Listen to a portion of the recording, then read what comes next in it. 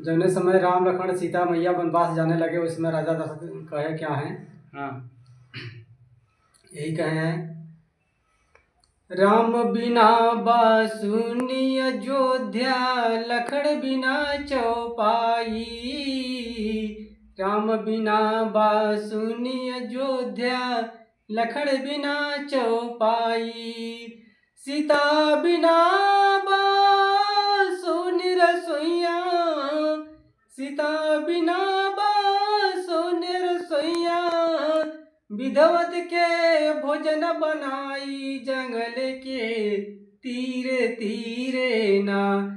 कि चल ले राम लखन सीता माई जंगल के तीरे तीरे ना। भूख लगी कहाँ अन्न जल पई है। नींद लगी कहाँ जाठन। भूख लगी कहाँ अन्न जल पई है। नींद लगी कहाँ जाठन।